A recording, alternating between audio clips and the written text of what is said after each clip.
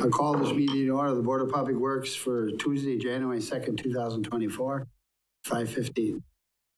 Second order is approval of minutes of December 18th, 2023 Board of Public Works meeting. So moved. Stauber. Mike, all those in favor signify by saying aye. Aye. All those opposed? Motion carried. Any citizen comments? Seeing none, we'll move on to number 4, approval of task order number 24-01 from Strand Associates for bidding and project management to the wastewater treatment plant upgrade project presented by Mark, wastewater superintendent. Mark? Good evening. On October 1, 2018, the wastewater plant was issued a discharge permit renewal that contained a 7-year compliance schedule to meet new and more stringent water quality-based effluent limits for phosphorus. The first 2 years of the schedule consisted of internal operational evaluation to study all feasible alternatives to meet this future limit. By 2021, it was obvious that we would need to enhance the treatment process in order to reliably meet the limit. During the summer of 2021, we conducted on-site test trials of 2 different types of disc filter technology. The testing showed that effluent disc filtration would be capable of reliably achieving the new lower limit. The testing also showed which specific disc filter technology performed best for Marshfield's effluent. In order to make any modifications, such as adding effluent filtration to the treatment process, we knew an updated facility plan would be required. A facility plan is an overall condition and performance assessment of a treatment facility and is intended to be used for up to a 20-year outlook. Our last facility plan had been done in 1997, so we were obviously beyond the point of needing a new one. The city went out for RFPs to engineering firms to provide this. On November 1, 2021, the Board of Public Works approved the low bid from Strand & Associates from Madison, Wisconsin, to provide an updated facility plan. This initial low bid award set in motion a series of subsequent steps and events which Strand Associates provided, including preliminary engineering services, which defined near-term needs from the facility plan. It involved being named as the consulting engineer on the facility plan and on the application for the Clean Water Fund loan. On March 6, 2023, the Board of Public Works approved Strand Associates to provide final design of phosphorus removal facilities. These services are nearly complete and carry the project through to the point of providing final plans and specifications for construction bidding, and also for DNR approval of the project and for initiating the Clean Water Fund loan. The final step now before construction bidding takes place is to retain engineering services for project management. Strand Associates has provided a task order for your consideration that provides up to 24 months of project management services. Strand Associates is obviously very familiar with the project and is providing this task order for your consideration to manage it from bidding through to completion, or up to 24 months. This proposal is approximately 11% of the estimated total project cost.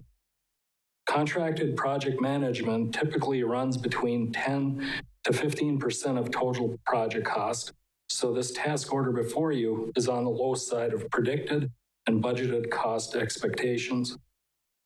I'd also like to point out that this approval is pertinent to keep the project on schedule. To receive the allocated $3.1 million principal forgiveness on our Clean Water Fund loan, the DNR recommends construction bids be open no later than April 30th of 2024. The project needs to be ready to proceed no later than June 30th, 2024. Readiness to proceed includes completion of all bid documentation and executed construction contracts. I recommend approval of task order number 24-01 with Strand Associates from Madison, Wisconsin, for the amount of $1,600,500 for project management of the wastewater plant upgrade. It's a pleasure, gentlemen. Mike, second. Eric, I do have a question. any questions? Did you have one too, Russ? Okay. My quick question on this, and being a project manager with an ego, I can definitely agree that you need project managers on projects.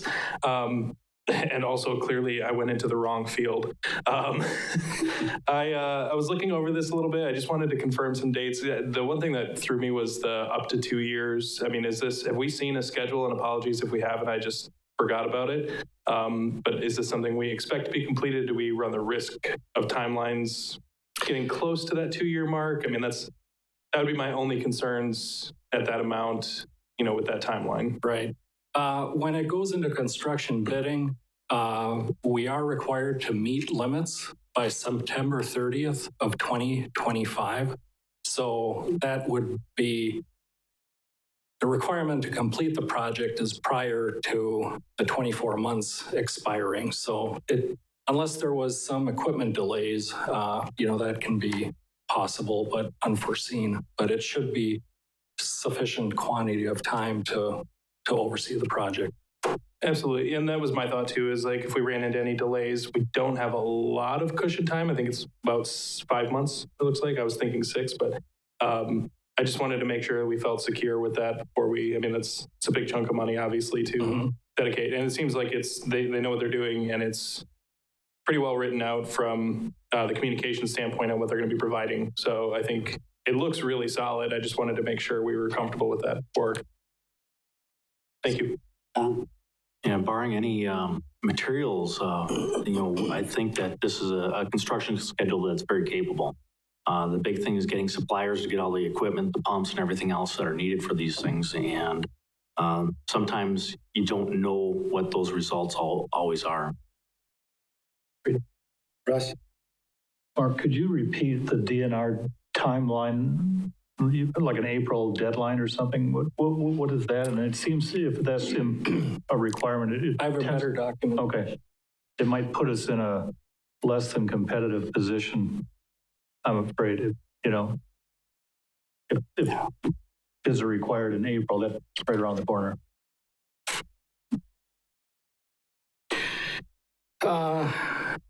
On the environmental loans deadlines and due dates for fiscal year 2024-2025, which is actually July 1 through June, the end of June every year.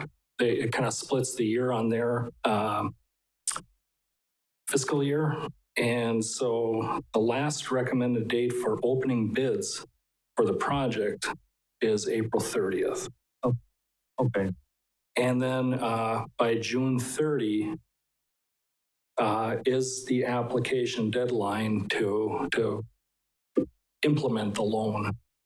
Okay. So the deadlines don't necessarily have an impact on a contractor's ability to perform. It's more or less keeping us on track in the process. Right. Oh.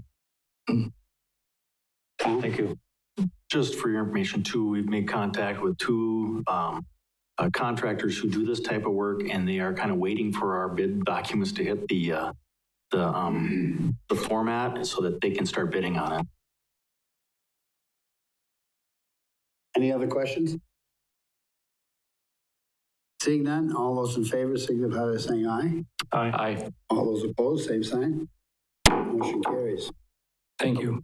Approval of pre-qualification of contractors for sanitary sewer linings presented by Tom Tershi, Director of Public Works. All right, we've had 2 requests for pre-qualification for sanitary sewer lining. The first from In Situ Form Technologies, LLC, and Vigia Sewer, LLC. And they've both done work for the city of Marshfield before. This also includes the lining contract for this year, plus 2 additional storm sewer lines that we're going to do this year. So we'd like to pre-approve these contractors. We're looking at opening bids next Monday and then having them approved the following Monday. Move to approve. Second, Derek. Is there any discussion? I did have a question, but Mike had his hand up first. Mike? Thank you. I was just curious, is this the only two contractors there was, or were any of them taken out? No, there were none that did not. These are the only two that applied for pre-qualification. These are the only two that are on our bidding list this year for this contract. I think this contract has been smaller than most of our normal contracts that we've done for lining in the past. This one's approximately $250,000 to $300,000, where we've done 1.3, 1.4 by combining couple-year contracts. But we want to make sure we got this one out, and following the CIP, we want to keep this one moving forward. So probably a little less interest in this one because it's not as big to some of the bigger companies. Derek? It's probably a question for Tom, maybe Tom and Josh, actually. What is our pre-qualification process? And if this needs to be a future agenda item, if it's like a presentation, but I'm just thinking kind of in general, it sounds like they've done work for us, but on the off chance we have a really good contractor who comes in and is like, hey, in the future, we'd like to be considered, how do we vet them to make sure that they're good? All right. Well, first of all, they have to show, there's a form that we have on our city website under Engineering Division project bidding, and there's a pre-qualification form. When we ask for pre-qualification, they have to show us, have they ever been delinquent on a project? Do they have the equipment and personnel available to them to do the project that you're looking at doing? Have they ever not completed a project or had any type of negative results from a project where they've been charged with default or something like that? So we're looking and trying to vet them to make sure that they are capable of completing that work. So we also look for references on other projects that are similar to that. And you see that on all of our street projects that we bid, we do pre-qualification for those.